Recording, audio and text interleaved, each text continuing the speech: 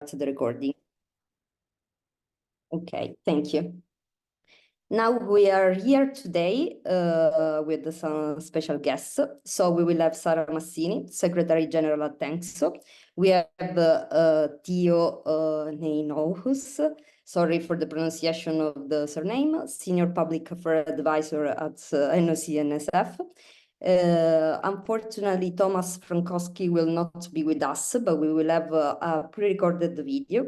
He's the member of the European Parliament, and we have with us Mr. Artur Garrido, Vice President at ANESTOPS. So now, without waiting anymore, I will give the floor to Mrs. Sara Massini, Secretary General of ENGSO, who will introduce ENGSO position paper on the EU Work Plan for Sport 2024-2027. So Sara, the floor is yours. Thank you very much, Linda. Good afternoon, everyone. Nice seeing you. Thank you for taking the time for being with us and discuss this very important and crucial topic for us. While we were spreading the word, let's say, of this webinar, many colleagues were a bit hesitant and asking why we should have a moment of discussion about the European election during the in our world of sport.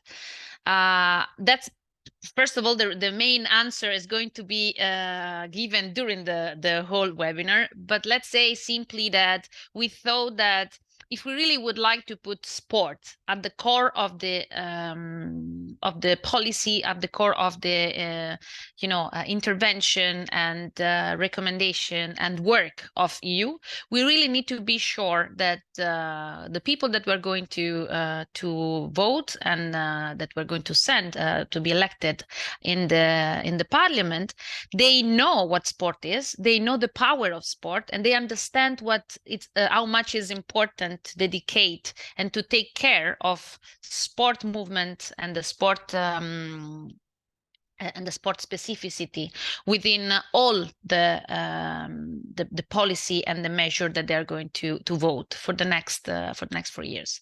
That's basically, in simply words, in few words, why we are decided to have this moment of sharing and a moment of discussion.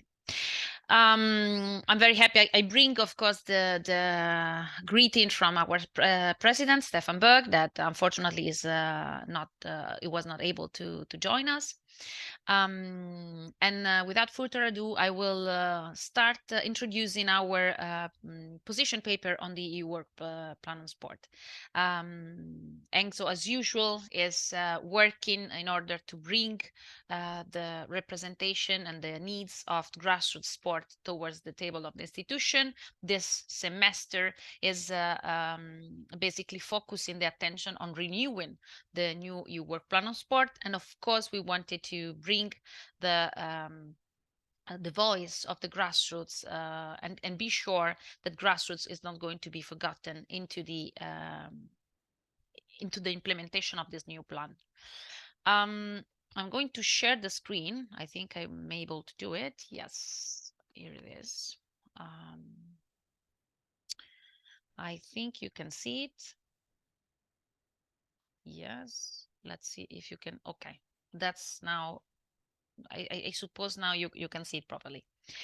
I just want to make a small specification. I mean, the position paper is a bit longer than how it is.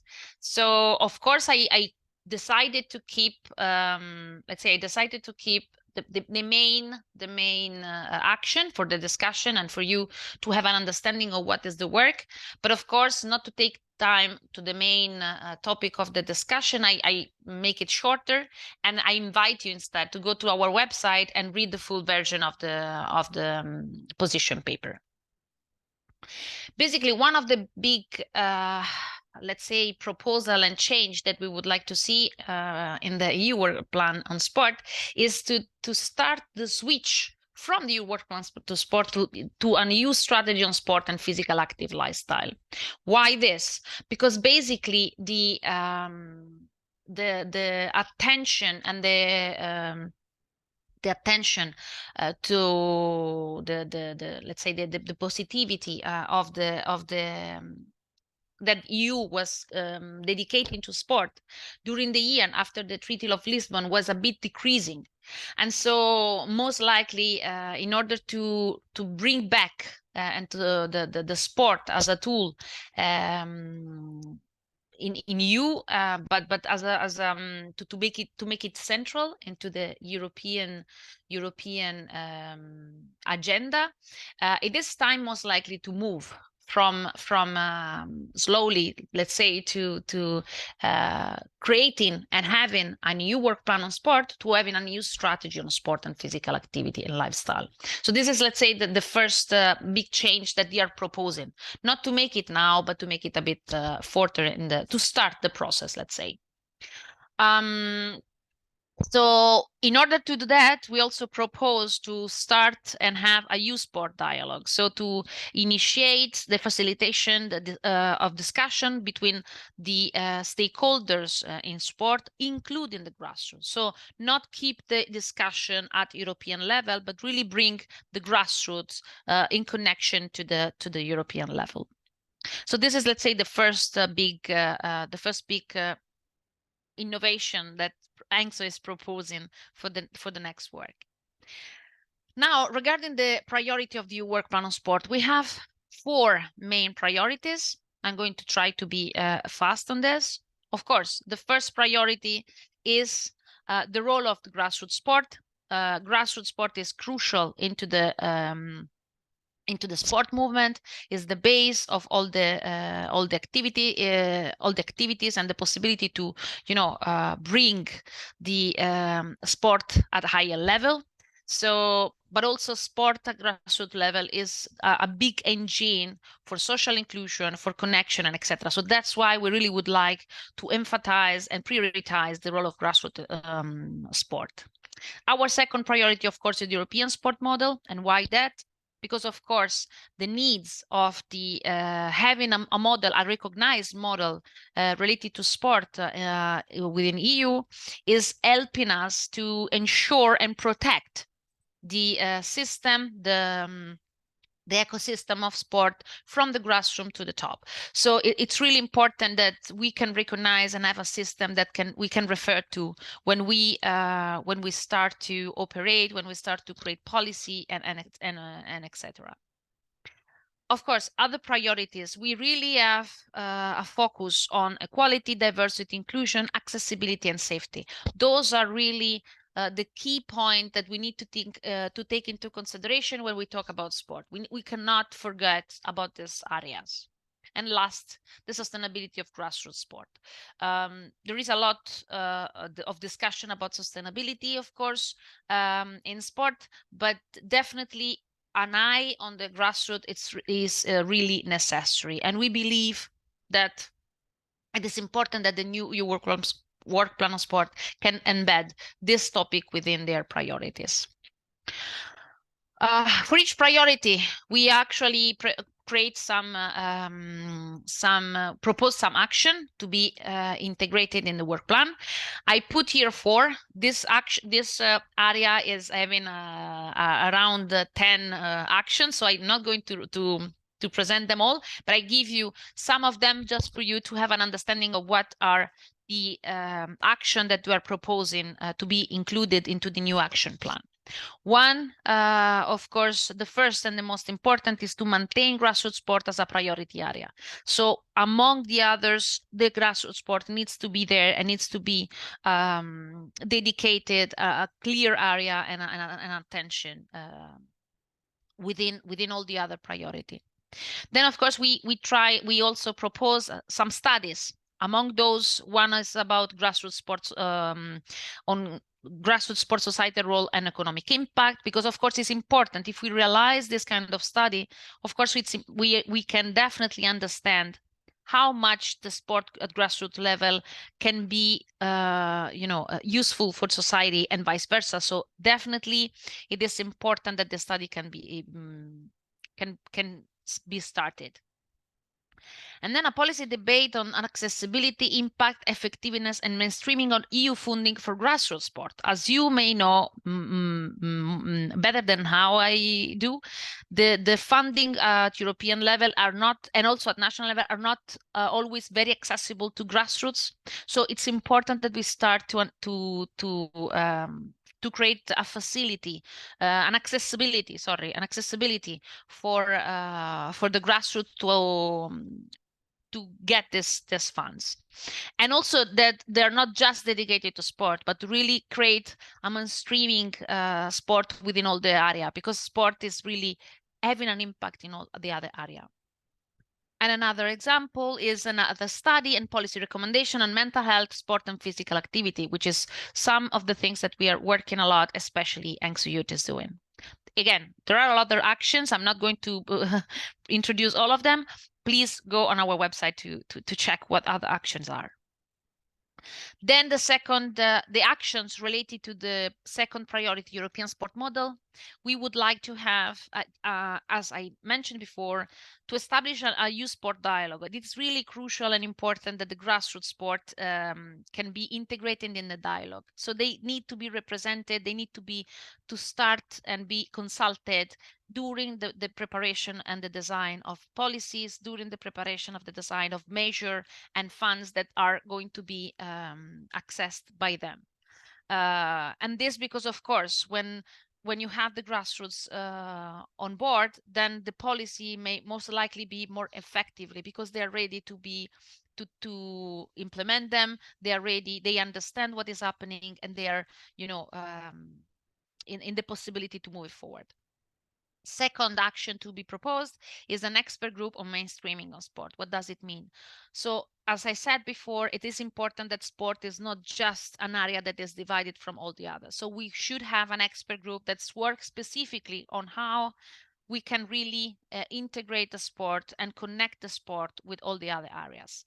This because, of course, we can benefit the other areas, and other areas can benefit sport dimension. So it's crucial that this expert group can start their work during the next EU work plan.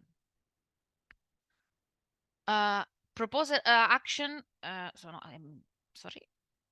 Proposed action for the third priority: equality, diversity, inclusion, accessibility, and safety. We have as action recommendation for removing barriers to participating in grassroots sport, European check system to safeguarding children, and mainstreaming equality and diversity in youth sport policy and funding. I don't think I need to explain you these needs. It's really clear what are, what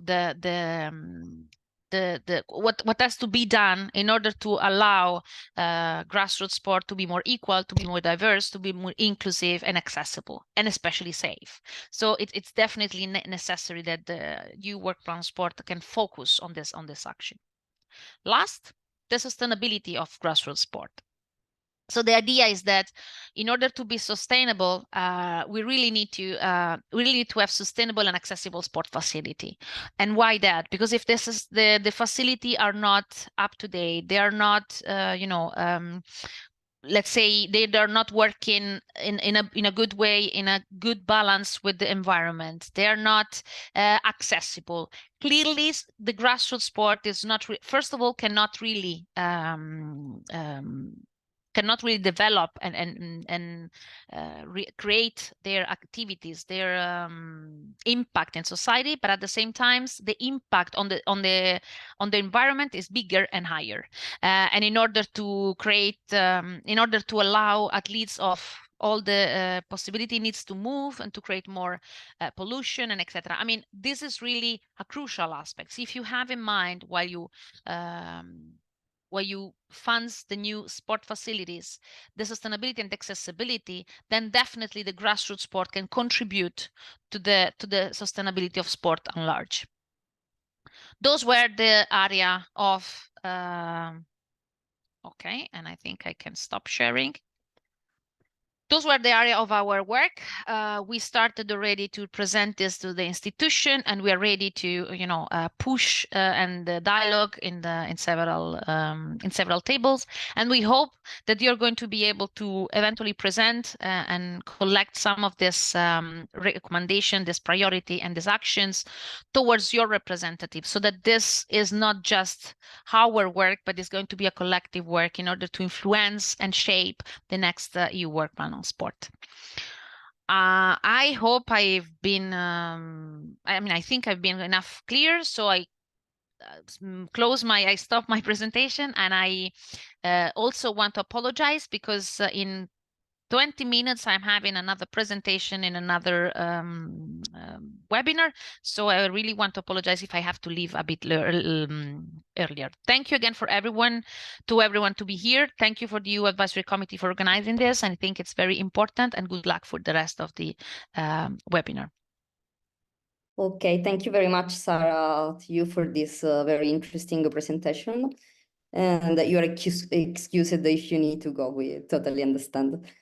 Okay, Sarah mentioned already why it was so important for us to organize this webinar, and it's true that during the presentation we will learn more about that. So as you all know, in June there will be the European elections, which is a unique opportunity to shape the future of European democracy. So the European Parliament is a crucial institution within the European Union, and in our case, we need to understand it's a key partner in strengthening European value-based sports. So we all know that sport has an enormous potential. Sport contributes to the well-being of individuals. Sport is important for promoting social inclusion.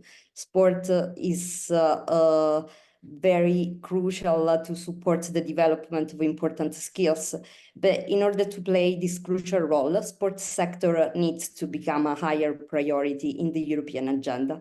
And so this is exactly the framework in which electing the right candidates into the European Parliament is important to strengthen the role of sports at the European and national levels.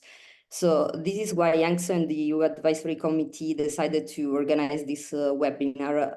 The idea is that we address to ENGSO members, but also to the wider sports community, emphasizing the significance that the European Parliament has in advocating for a stronger EU sports policy, and also to raise awareness among our members and our sports community how important it is to go to vote.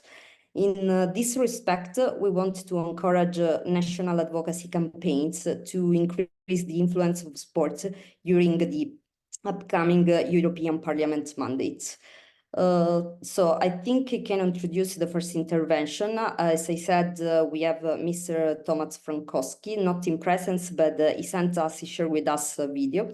He's one of the most notable voices of sport within the European Parliament, and he was elected in the European Parliament in Poland in 2019. He's a member of the Committee on Culture and Education, and in 2021, he was the leading rapporteur in the publication of reports on EU sports policy, assessment and possible ways forward. So as I said, Mr. Frankowski cannot be with us today because he had many appointments. However, in this video message he recorded for us, he lays out the main achievements in sports achieved by the current European Parliament, and also the vision of how the European Parliament can bring sport higher in the EU agenda. So again, I will kindly ask Polona to share the video with us.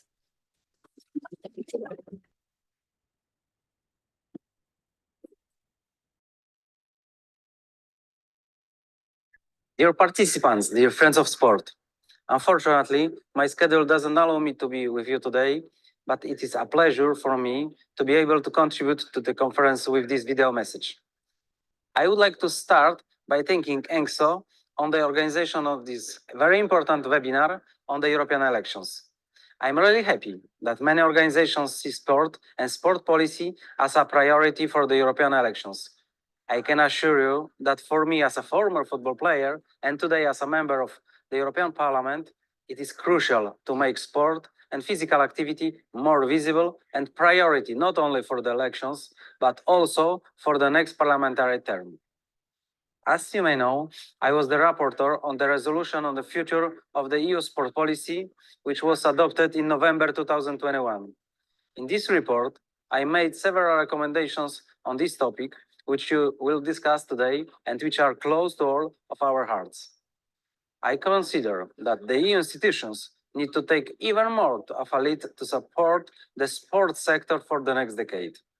This includes a new perspective on governance in sport, strengthening the European dimension of sport, preparing sport for long-term challenges such as post-pandemic recovery, innovation, education, and physical activity and sustainability in sport. We also need to improve the communication and collaboration between the institutions and sport movement. This is one of the main recommendations from our report. In this regard, I propose to establish regular, structured, and high-level cooperation led by the European Commission to develop more accountable recommendations in the field of EU sport policy. This would be accompanied by a new work plan for sport for 2024-2027, outlining strategic objectives and orientations.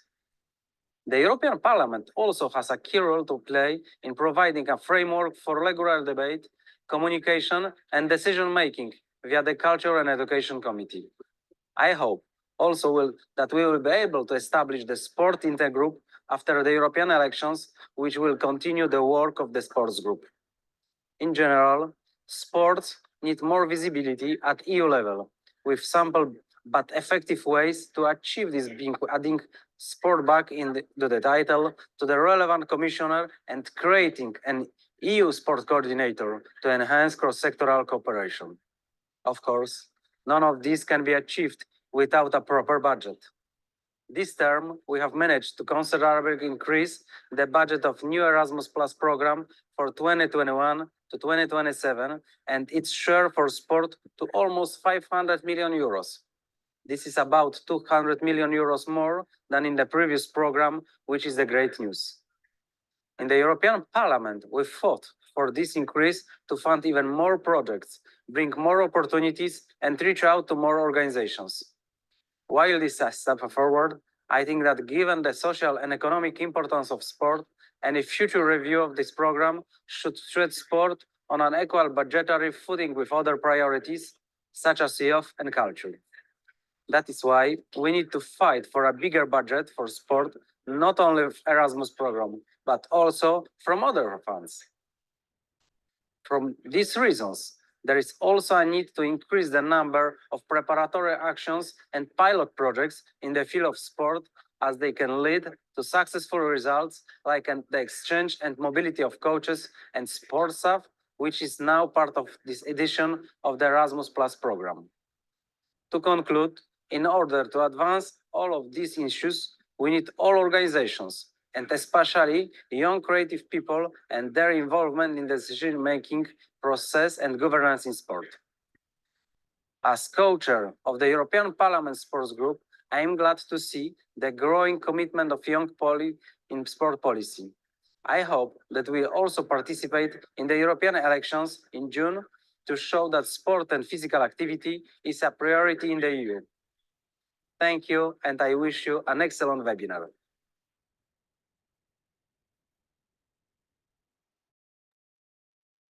Okay, thanks a lot to Mr. Frankowski, even if he couldn't be here. Very interesting video and a lot of inputs and great information. So I will go to the next speaker. So I will not say your surname again, just not to make a mistake, Theo. So we have with us Theo, Public Affairs Advisor at the NOC-NSF, the Dutch Olympic Committee. He's in charge as well of the European affairs. He was stationed in Brussels for 5 years in a previous job. He's also our chair in the EU Advisory Committee and is a member of the ENGSO EXCOM. So Theo will share with us information about the coordinating campaign recently organized by the Dutch sports sector in light of the national elections. So Theo, the floor is yours. Thank you very much, Linda. I'll do it once myself, Theo Nijenhuis. That's how you pronounce it, but it's a dreadful name to have when you're working internationally. Thank you for giving me the opportunity to share some insights of our Dutch campaign. For those of you who paid good attention to the invitation to this webinar, so another name, my esteemed colleague Esther Heldhuis was supposed to deliver this presentation. She's in charge. She's the manager of our campaign. Unfortunately, she fell in, so that's why I had to step in, and I'll try to cover for her as best as I can. The idea with this presentation is to give some ideas of how we ran our campaign during the last elections that were held in November 2023, and the campaign is actually still running. And to give some, obviously a national campaign is something else than a European campaign, but we hope that this can be some kind of inspiration, and maybe you can everyone can cherry pick some elements they can use for what they're doing nationally. Polona, can I ask you to start the first video as a kind of a showcase of what we've been doing? It's unfortunately in Dutch, but I'll say some words about it after it.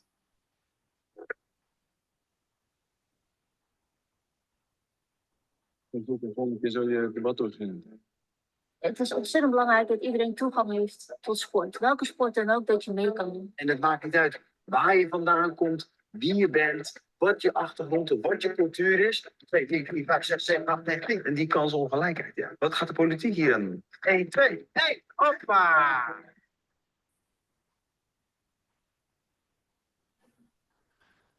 So thank you for that. Well, you've all seen the video. Probably recognize Rico Verhoeven, world champion kickboxing. And maybe for the people outside of the Netherlands not so familiar, Dilan Yeşilgöz, she's actually the leader of the Liberal Party in the Netherlands. And why we made this video, I will come back to that later in my presentation. I'll start sharing my screen. Yes. So we've also, unfortunately, this is also in Dutch. Sport gaat niet vanzelf, which means something like sport doesn't run by itself. Politiek komt in beweging. It means politicians start moving. So this is a campaign that we started together with some of the partners you see at the bottom of the screen to try to influence the Dutch election campaign and to make sure that the position of sports will be safeguarded in future national policies. We've run this campaign together with the Dutch Soccer Association, with the umbrella organization for sports entrepreneurs, an umbrella organization for charity foundations within sports, and then some other more government-orientated organizations. What we did actually we did it one day after our previous government unexpectedly resigned.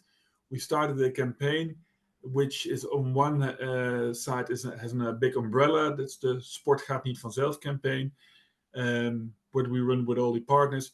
And we've added underneath that umbrella, all of these partners have their own message. For us as a Dutch Olympic Committee, those are three main messages that we've elaborated on in a kind of a magazine. You see it on the right side of the screen, which was sent to all the political parties and all the people who we think are involved in shaping the new policies. But the main message was that come on, politicians, you have to act now, because if you don't, then we will start losing some of the big benefits that sports is giving to society. We used also a campaign agency to help us to implement some creative ideas and to make sure that we're speaking the right language, using the right words, so it appeals as much as possible to those people who we are trying to influence. We used a wider range of elements in this campaign. Well, here you see in idea of all kind of messages that were spread throughout social media, throughout regular media. Since we run this campaign with a lot of partners within the sports, we also have a very big constituencies. We are all umbrella organizations with all a big number of members, and all those members have contributed to spreading this word to make sure that we were as visible as possible. And that's really one of the big goals with this campaign was to be very visible, because what we tend to see is that sport gets so much more or less snowed under in regular political campaigns. There are also always societal challenges that are more in the news than what is happening within sport, and we want to make sure that everyone involved in shaping the new policies after the elections has been confronted with our messages several times. So to make sure, just to keep repeating the same message over and over again, to make sure that we are more or less top of mind with all the politicians. We did it by striving for high visibilities, also to be very inside at several events, like the political conventions. You see a picture of these digital signs placed on the back of a small cart that were actually parked in front of convention halls where the major political parties held their conventions. So that everyone who entered such a convention was confronted with our message. And on this digital signs, we actually could play very short movie clips. So we really had something that drew the attention. Obviously, we also use more traditional tools, like you see on the right side, which was an open letter, which was sent with our key message to everyone involved. We also have our own convention, which is called Sportief Verbinden, which loosely translates to Sporty Connections. It's a networking event, a high-level network event that we try to organize about 2 times a year around a major sports event. And we did it last autumn at the European qualifier, Netherlands against France. Well, the match was not the best result for the Netherlands, but for our campaign it was a good result. And on the picture below, you also see all the signings that was in the stadium. So we really had a lot of visibility there. Then we come to the movie clips, which you've already seen an example of, and it was part of our campaign, Politicians versus Elite Athletes, where we really try to establish a dialogue between political party leaders and with some elite or former elite athletes. On the left, you see again a clip with Dylan Jezilgus and Rico Verhoeven. In the center, you see some pictures also for probably the people outside the Netherlands will not know this soccer player, Nathan Rutjes. He's a really cult figure in the Netherlands. But I assume most of you will recognize Frans Timmermans, the former vice chair of the European Commission, who is now leader of the Social Democrats and the Greens in the Netherlands. And on the right, you see Rob Jetten, our Minister of Climate, together with Daphne Schippers, former big athletes on the 100 and 200 meter sprints. And what we tried to do was to bring those people together with a sport that they liked. So it was also fun for them to meet more or less those stars from the sport, to have a nice movie clip where they also could use themselves to promote themselves a bit in the campaign. But in the dialogue, the athletes really represented themselves as that they were there representing 10 million people participating in sports in the Netherlands, that there are some needs to make sure that sport will be accessible in the future, that there will be enough room for sports, that clubs still can manage to survive despite all the increasing regulations. So they had a real call to action, and they asked the politicians, what are you going to do once you are elected to make sure that sport is safeguarded? Well, all those politicians had very good replies, and that will be something that we will hold them accountable for. We will be able to tell them in the future, okay, you've said this in this movie clip, now put your money where your mouth is and make sure that you come in action.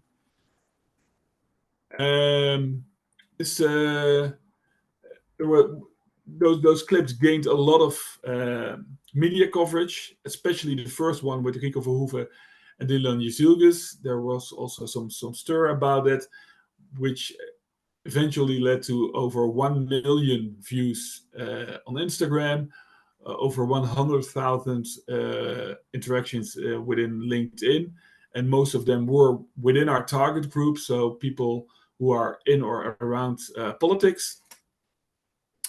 And for the Dutch, considering that we are a country of 17 million people, then you can understand that 1 million views is quite a lot. And it also really blew up in the media.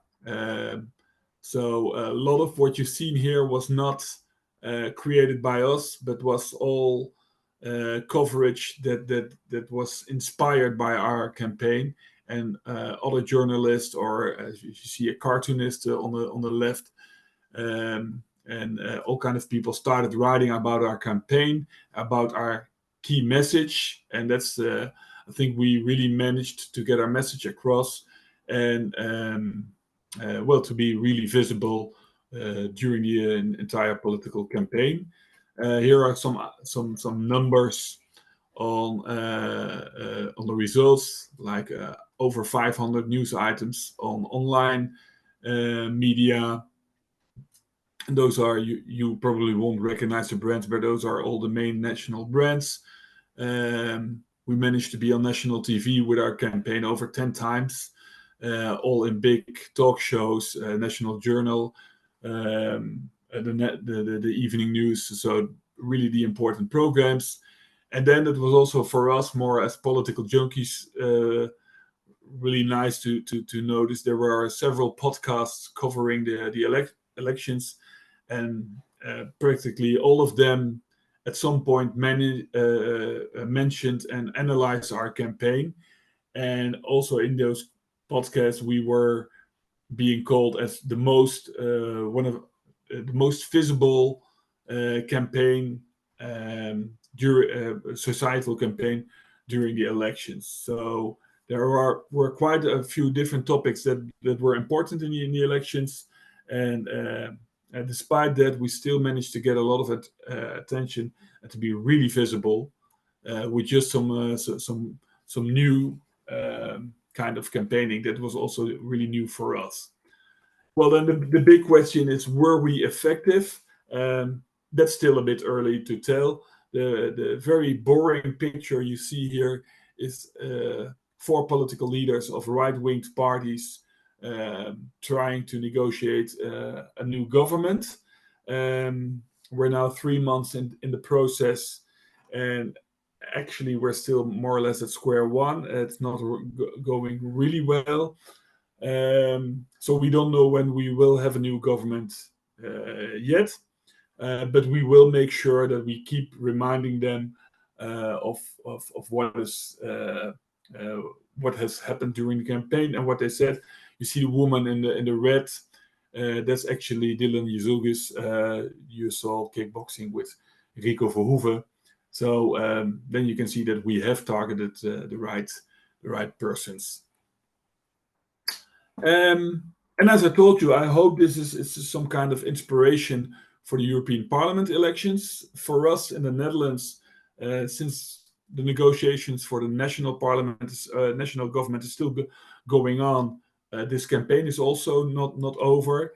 This means that our European campaign is more or less going to piggyback on the national campaign, and our goal is to make sure that every member every elected member of the European Parliament from the Netherlands who will be sent to Brussels and Strasbourg will know of us, will be aware of sports and with the challenges of sports, will recognize that everything they do in Europe, whether it's on sustainability, whether it's on competition law, no matter what, all those regulations have an impact on sports, and that they consider sports when drafting new regulations, but also that they see all the opportunities.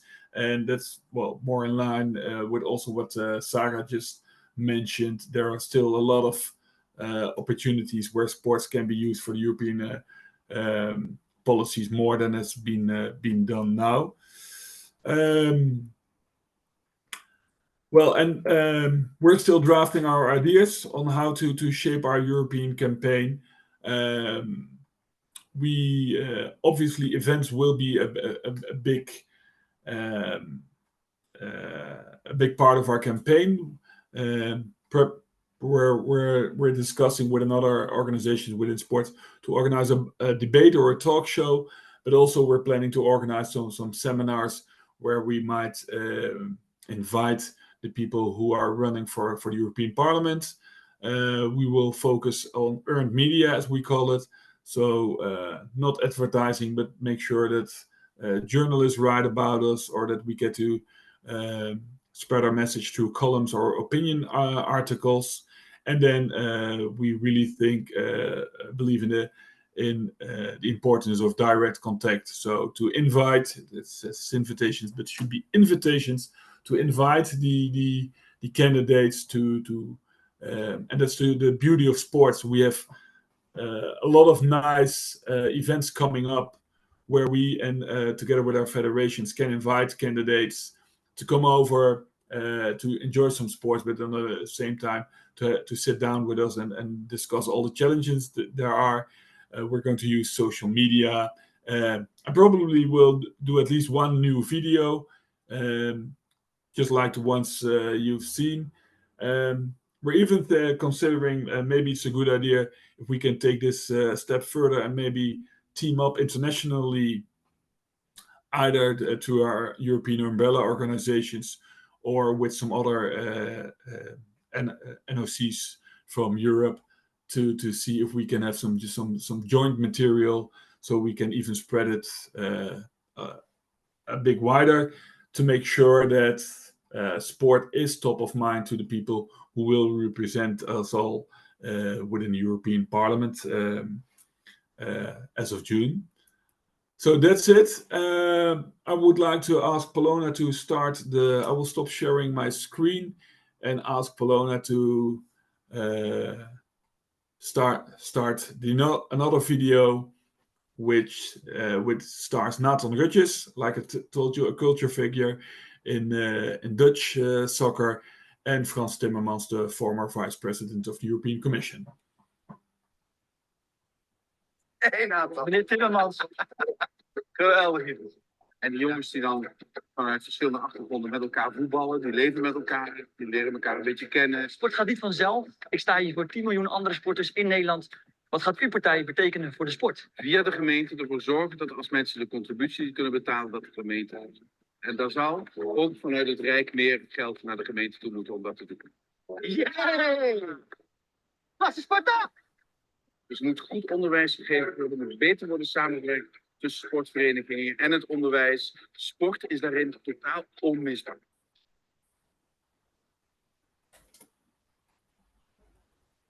Okay, that was it for me. Thank you. Thank you very much. It was very interesting to see these very concrete examples, and also thank you for sharing your ideas of what is coming.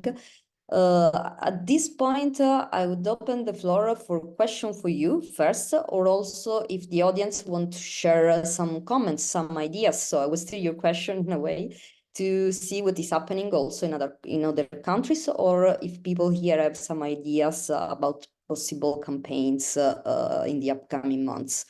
So I would really ask people who want to intervene or to raise the hand or to write in the chat, and we will be sure that we will read your message.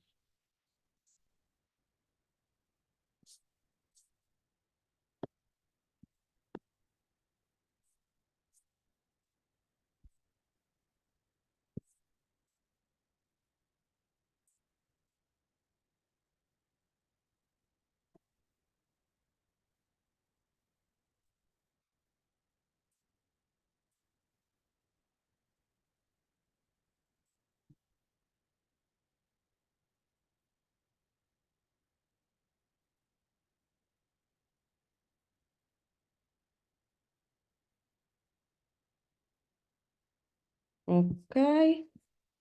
If there's no question or comment, we will have more space also to get some inputs at the end of the webinar. So I will introduce the next speaker. So we have with us Mr. Arturo Garrido. He's currently the Vice President at ANESTAPS in charge of youth and European affairs. He has actively participated in advocating for ANESTAP's position paper at the European Parliament, and today is with us to share the strategies of ANESTAPS in campaigning at the national level to influence political parties and other relevant political actors to have more candidates who will support a stronger EU sports sector. So, Arthur, the floor is yours. Thank you very much. Thank you again. Just to be sure, can you see my screen? Is it okay? Yes, we can see. Sharing screen? Yeah, so good afternoon, everyone. I'm glad to be here. So as Linda said, I'm Arturo Garrido. I'm 24 years old. I'm still a student in sports psychology in France, and I'm the Vice President in charge of Youth and Europe Affairs in my federation that I will present in a few minutes. I guess we have less budget than Theo. Thank you again for your presentation and congratulations for your project. I will try to do my best and do the same. So here we go. To begin with, I would like to thank again ENGSO Youth and Thiago especially for this huge proposal and for letting us introduce you to our structure and then to our annual European project aimed at young people this time. So, what is ANESTAPS? ANESTAPS is in French, l'Association Nationale des Étudiants STAPS, which means National Association of STAPS Students, which is in sports field. This is the only organization representing the 120,000 young people studying in field of sports. And since 1999, its aim has been to guarantee equal opportunities for students and to promote their personal and professional development. It also has a duty to develop access to physical activity and sports as a tool for education, social integration, health, and inclusion for all. With a network of almost 70 associations in France and overseas, its three main areas of activity are first, students' representation through the defense of their rights, like in a university council, for instance. Then in second, the social innovation through projects. And third, training courses through popular education. And by the way, ANESTAPS has the Youth and Popular Education accreditation from the Ministry of National Education and Youth in France. We organize, for instance, national and local events to train our association on several subjects. Now that you have a better idea of what ANESTAPS is, let me tell you about our project. So its name is Europe Youth and Sport Action Plan, which is our annual project to raise awareness of European issues. And initially, our project was thought to mobilize young people around the June 2024 elections, as you guess. And more generally, we believe it is important to reconcile young people with politics, whatever their level. The main objective is to get young people to vote. Voting is a civic act that we must rediscover together. And so here are the sub-objectives. First one, it's to make election easier to understand, and so raise young people's awareness of how European policies are built through its institution. And finally, they will become more involved as young people if they know more about the process. Then the goal is to bring together political decision makers, including MIPs or European deputies and young people, to co-construct and promote the European values that we all share. Then to contribute to a greater sense of identity and European citizenship. Today, it's a bit hard for young people. They don't feel like European, even more in overseas. It's really difficult to understand how does the European Union contribute to their lives. So it will be a goal. And finally, develop a critical mind and fight against the extreme right. Of course, indeed, in France, it's a big threat for us because at the moment, extreme right political parties are at the top in each survey for the 2024 elections. And to achieve this objective, we have divided our annual project in 3 parts. So here we are. The first one, as ENGSO Youth presents his own, it will be a question of writing a position paper that we called Physical Activity and Sports in the Service of the European Challenges of Today and Tomorrow. It was written between November and January, so November 2023 and January 2024, and it was voted by our administration council mid-January. And in order to produce a complete document, we asked the help of several European partners, including, for example, TAFISA, maybe you know it, the Council of Europe, ENGSO Youth, and ANECAFIDE. It's our Spain counterpart, so it's the equivalent of the ANESTAPS, but it's Spain. Of course, we also involved our network of association in writing the position paper in order to maintain the legitimacy of the voice of young people.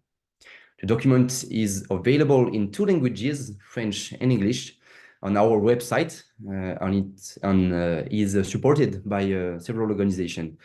So if you want to check more and know more about this position paper, of course, you can send me a message afterwards, or you can visit our website, anestaps.org. And thanks to this paper, we can present and carry up the youth vision of Europe in 8 big parts. And for June 2024, we hope that it will serve as a basis of European programs and advocacy. And we already are working with some political party on the financial part of our position paper. Now that the paper has been written and voted, we have to make it known. So we are in the second part, carry up the position paper. And that's why we organized 2 weeks ago a presentation of the position paper at an event called Grand Oral at the European Parliament in Strasbourg. During this morning, 4 representatives of candidates list on 9th of June and 120 young people from our network were able to exchange views during this democratic event. And the candidates were asked to set out their proposal for making Europe more sustainable and accessible for young people to get involved, but also to express their views on the place Europe should give to physical activity, youth and sports, including how both sectors could contribute to a greener, more inclusive and accessible Europe. The Grand Oral was also a great opportunity to present, together with ANECAFIDE, the first European Alliance of Young People in the field of sports. His name is EYAS, European Youth Alliance in Sports Field. The needs for us is clear. There is no European interlocutor for the young people we represent at the European scale. Therefore, we need someone to carry up our position paper and our position in general. And then the issues are high also.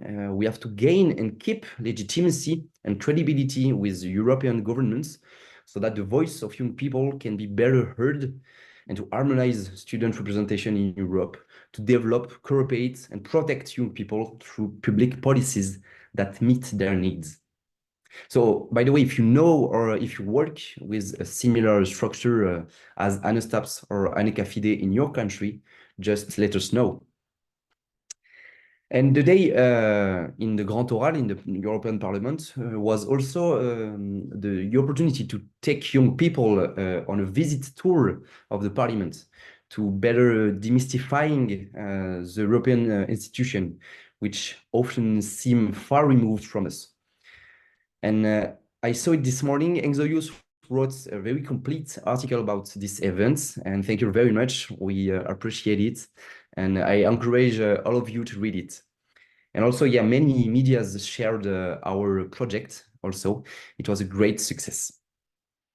And finally, the last part, there will be a question of disseminating and spreading these documents to our network and reaching as many young people as possible, and not only the sports students that we represent. So through the organization of local projects known as Sports Europe Tour, the aim will be to raise awareness of the vote and enable young people to project themselves in the position that we defend at the national level. And through our association, we want to create local dynamics in each city in France, and at least 15 projects with the help of our partners, of course. The project can take any forms: round tables, film debates, sports tournaments, whatever. And to help our association in their project organization, we even created a toolkit. So yeah, we set up together some ideas and some context of how they can build a local project by their own. And of course, on 9th of June, we hope that the difference will be made at the ballot box, because we believe strongly that the electorate represented by the young people can make a huge difference. And to ensure the success of the whole projects, we have been able to count on the financial support of Erasmus Plus agency, but also our rich training policy to empower our whole network to better know what this project is mean. Thank you very much. If you have any question, I'm still available. And maybe we can discuss further about the European Alliance in sports field. It will be interesting. Thank you.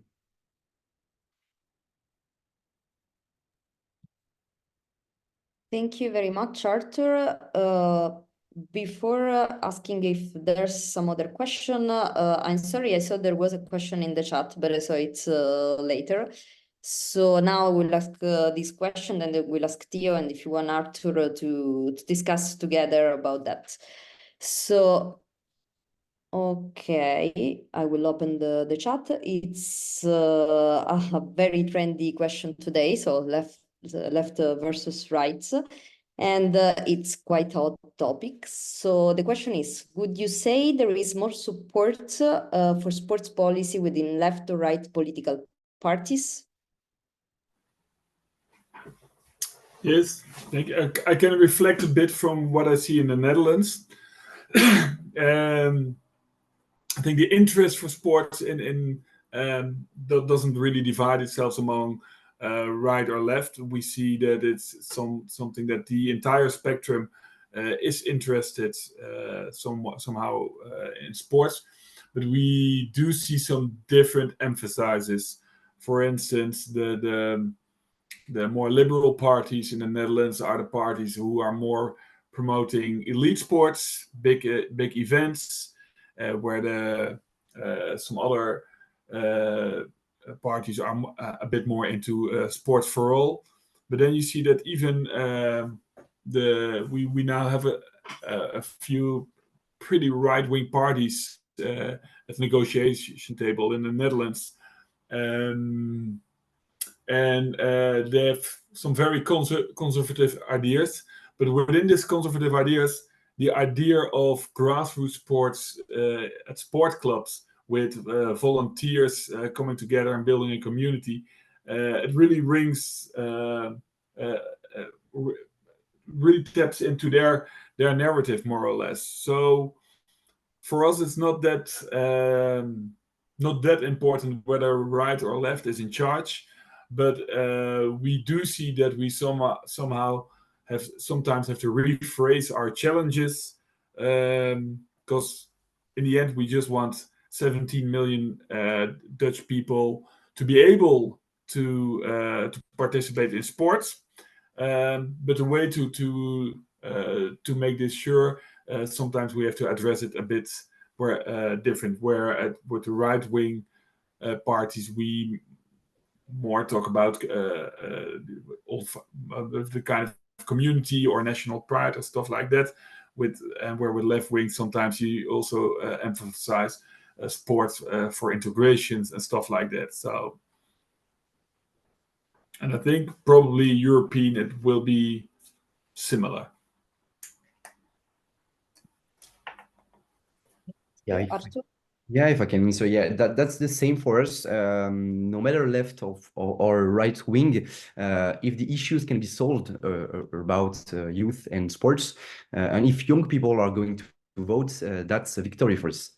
But for instance, in Strasbourg, we invited all the political parties, excepted the extreme right. We don't want to work with them, but we invited left and right political parties, and we had some answers of 4 political parties, and the 4 political parties were left wing. So we didn't have some response of right wing parts. So I don't know if it's a sign, but yeah, we were a bit sad because yeah, we are non-partisans, so we want to be neutral of what we want to export as a political message. But yeah, there was only left parts present in Strasbourg. Okay, thank you. So the floor is open for question, comments, or also for sharing ideas.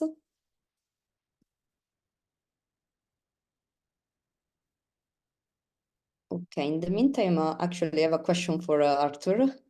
So Arthur, my question is, because I come from a very rural area, and sometimes young people in particular in this rural area, it's quite hard for them to understand why they should vote for the European Parliament, what's the role they can have also, or what's the way also. We are having some issues in engaging them and in reaching them. So since you have long experience in that, you also mentioned the project and the toolkit and the thing that you're sharing a lot of tools with them.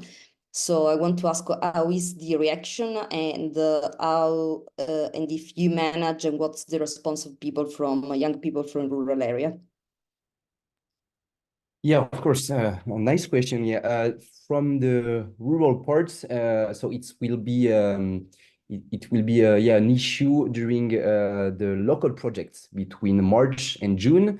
So for now, we have done some training courses for our association, and then it will be the turn of our association in the local level, and as I said, in each city and even more small city. Yeah, so it will be their turns to organize some projects, yeah, to meet the young people who are a bit far away from the political side. And so yeah, I guess we need also the expertise, and we need yeah, the vision of our partners. We cannot do so alone, because yeah, we represent some people, and especially sports field students, but we need to touch more people and more young people from other curriculum, or even without curriculum. We have to touch every young people, no matter no matter how, and no matter what they want to to study. But yeah, it will be the issue, yeah, to build some inclusive projects, and not only a project aim to people who already know about European election. So with the kit, so the toolkit that I mentioned, with the partner and with the help of Anne Staps and Aneka Fide, our counterparts in Spain, I think we should have a better vision of how organize an inclusive project in, as I said, at least 15 cities in France. Okay, thank you very much. I see Fabio Silva raised the hand. So if you open your microphone. Yes, can you hear me? Yes, can you please briefly introduce yourself, and then Hi, everyone. First of all, thank you so much for the presentations and for organizing this webinar. My name is Fabio Silva, from the Portuguese Institute for Sport and Youth, and also ENGSO Youth alumni. So it's very a big pleasure to be here attending. I have a question. This is a bit of a twofold question in a way, because on the one hand, considering like the way sport is organized in terms of the association movement, there is certainly a role to play in fostering active citizenship and democratic participation. And so this would be my first question in terms of how are we, or what can we do, or what can be our priorities in this sense towards fostering greater engagement in the political and democratic process through sport. And on the other hand, considering that the European Union has a very peculiar competence in terms of sport, and even within different EU institutions, there's different roles to play. And this is something that even for sports people, it's not always easy to understand. So it's how can we from sport better support the policymakers at the European level to pay more attention or to develop better sport policies, but how can we also as sport organizations support the citizens in making more informed decisions and in better understanding what role does sport play at the EU level now in the run to the EU elections. Thank you.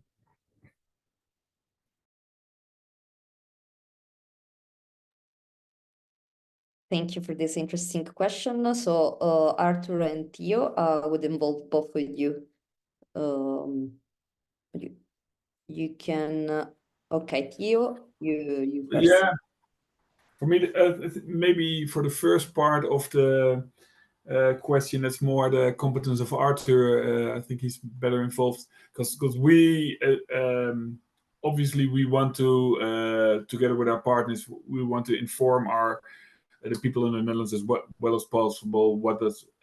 How can politics have an impact on sports?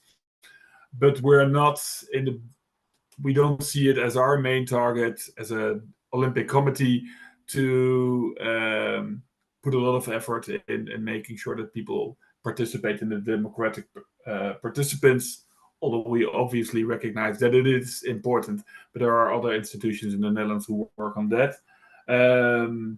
But how we can better support policymakers at a European level, obviously, I think there's a big role to play for our umbrella organizations, ENGSO, obviously, but also the European Olympic Committee, who's also present here in the audience today. I think organizations like that have a real big role to play and are taking up this role also as was indicated by Sarah's presentation with, for instance, the position paper that we shared, to make sure that the people who are making the policies know what's going on. And from our national perspective, our role is to make sure that the people who go to Brussels and Strasbourg from the Netherlands, we have to make sure that they have got the right knowledge to discuss the topics they're talking about. And we also have a role to play towards our national government, because the European Parliament is only 50% of the power in Europe. The other 15% is European Council, and there you really have to influence your national ministries in charge of sports.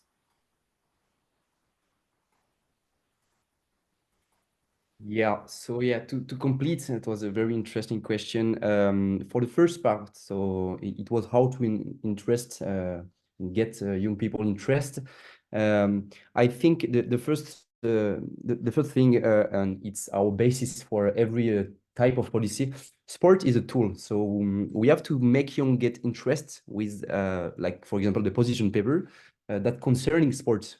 And we have to show them that we have something to say around what they can live every day. If young people have some issues on their study, and if people and young people have issues, financial issues or curriculum issues, we have to show them that we have position on it and we can carry up the voice and we can build together what they can experience at a local level, and we can carry up at the European level. So that's, I think, the first part.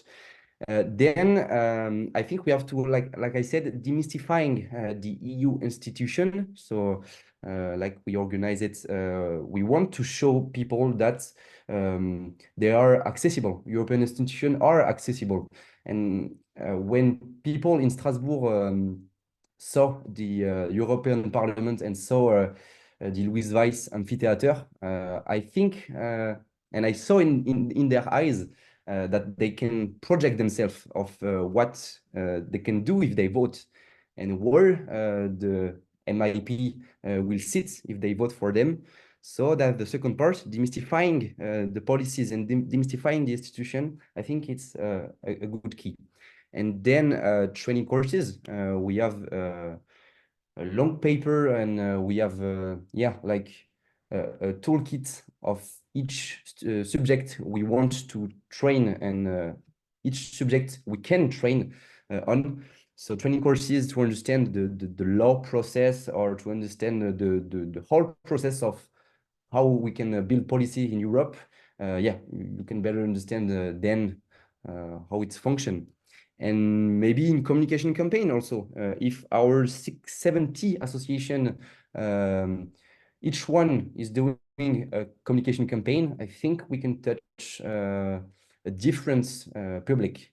We have public only in social media, we have public on the field, we have a public engage in their curriculum. We have different type of young people and different type of curiosity also. So communication campaign can maybe touch a bit more people. And then the second question was how to support policymakers. For us as students, we think that the key is to create the alliance that I presented. So EYAS, European Youth Alliance in Sports Field. Because for now, it's a bit difficult to have legitimacy, because for UNSTAPS, we represent only the national students in sports. So if we bring up a European position, policymaker will say, yeah, okay, it's a cool idea, but yeah, you are only representing the French part, so we need more space, and we need bigger interlocutor to have a greater idea of what are the needs of young people. I hope that I answer your questions. Okay, thumbs up. So I think you answered the questions. So thank you very much. So I'm checking the chat. We do not have any other question in the chat, so I will ask the floor. I will ask the public if you have any other comments or question. Linda, I think there is a new question in the chat. Okay, thank you. So then I don't see it. I don't know why. Okay, there's yeah, you're right, Bologna. Thank you very much. So thank you all for the very interesting presentations, and apologize I cannot make my cam and mic setup work. So it's Sergi Mesonero, sorry for the pronunciation. I have a question to all the speakers. National regulators or national sport governing bodies in member states are increasingly classifying or approaching video game competitions as sports. This happened last year in Greece at low level. Also in Sweden, by the Swedish Sport Confederation, there's also a draft bill being discussed at the Romanian parliament right now. My question, do you envision these movements in member states as having a positive or a negative impact in your established objectives? So it's a question for both speakers. I don't know if you can see it in the chat. Yeah, it's about esports, if I understand. Correct. Yeah. For UNSTAPS here, we have to consider esports as a sport. There is no doubt about it. There is a public, there is physics and mental performance. So that's the same for us. We have to make it known, and we have to protect the laws about it. And it should be an issue if there is no position and if there is no protection around esports. I think it could be a danger for an economic side, or for maybe share a better vision to our child and to our youngest brother and sister. Yeah, to understand that it's an activity, but it could be a professional goal in a professional career about esports. So I think there is no difference, and for us in Anastaps, in our position, there is no difference between both. But obviously, I think it would be better to begin with the sports.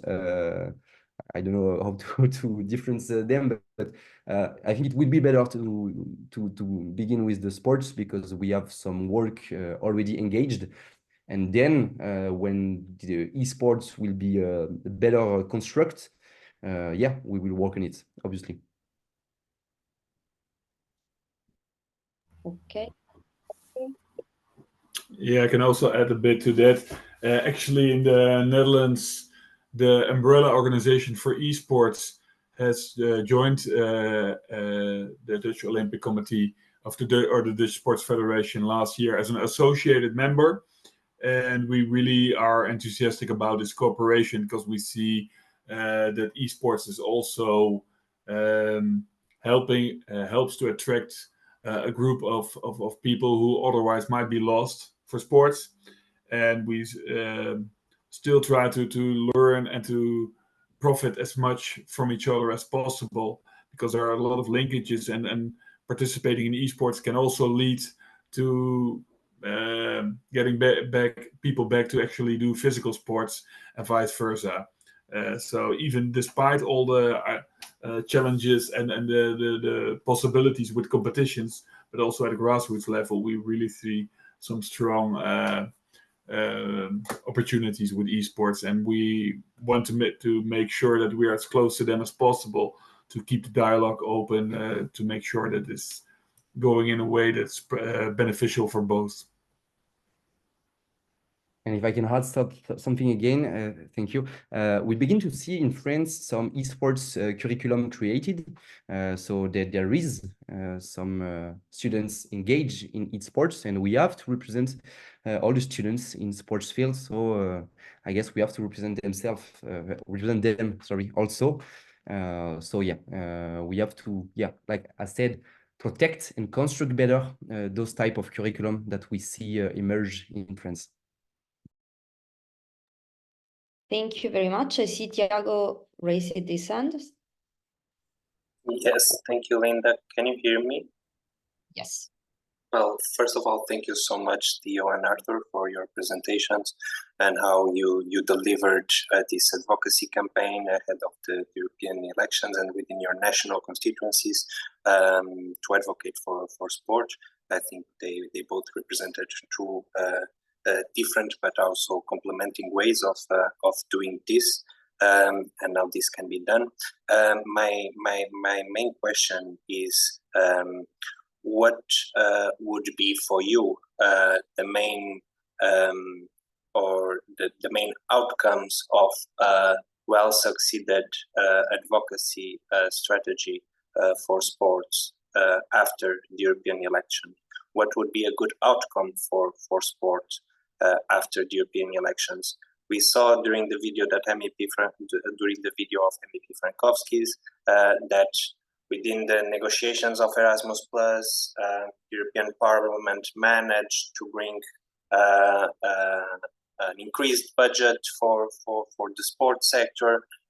Would it be an increased budget for the sports sector within the Erasmus Plus, within the new multi-annual financial framework? Would it be the formalization again of the sports intergroup and having more MEPs speaking and advocating for sport, or any other concrete outcome that you would see it would be beneficial for sport? Thank you so much. Yes, I can react to that. Thank you for your question, Tiago. Actually, partly you more or less answered the question yourself already, because you mentioned some things that I also would really appreciate if that would be the outcome. I think the first and the most visible one would to have a commissioner back with sport in his or her title, because now it's way too much tucked away. So the visibility needs to be better. I think still I always appreciate when the representatives of the sports unit are enthusiastic sharing the opportunities within Erasmus Plus, and then I hear that and then they talk about a 500 million euro budget for 7 years. I think that's pocket change at a European level, more or less. So, and I don't know whether Erasmus Plus should be should be expanded, or maybe that some other grants are created or designed in such a way that they're more accessible for the sports community, because there are some other grants that are maybe way more interesting, and which also really can help to develop the sports sector further. But the main thing is just that when they come across any policy topic where they want to try to solve a societal problem, that they see sports as an opportunity, and that they consider the impact for sports for all the legislation that they're making. We have really some there are several examples of European legislation which was not aimed at sport but has a big impact on sports, and oftenly a negative impact. And it would be my ideal, more or less, that would be way less in the future, and that European legislation is also tailor-made or also written in such a way that it can be beneficial for the sports sector. And to complete for our part, I guess for the short term, of course, the election voting numbers of young people, because we are not alone to have a campaign, communication campaign and advocacy campaign. Many other student federations do the same. So if we can bring it together and have a good voting number of young people, it will be a success. So we will have the answer the 9th of June. Then seeing our position in the political part programs will be a great success. And it's already the case for the Ecologic Party in France. They took us 2 positions for the moment, one concerning the financial part and how to better structure the financial part in Europe. And we talk about Erasmus, it's obviously the case. And one about gender equality in sport, one position about this. So those two positions are already in the program of the Ecologic Party in France. So it's a great success for us. And then if we could, I think, organize more than 15 projects in 15 cities, it will mean that we touch the good public. And it will mean that all the association, all the 70 associations have understood the strong issues and the need to organize those projects and to touch as much young people as possible.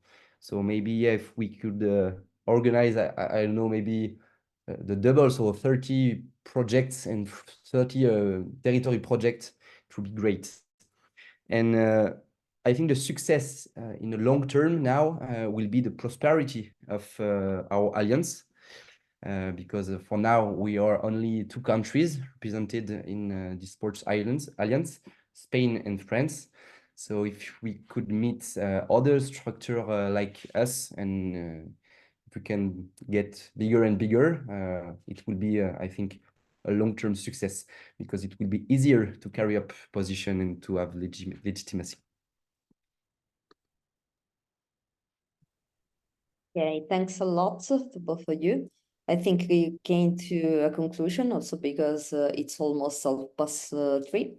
So first of all, let me thank all the speakers and in particular you for staying with us until now, Theo and Arthur, and also the public. So I think it was a very fruitful webinar and full of inspirations and full of concrete examples.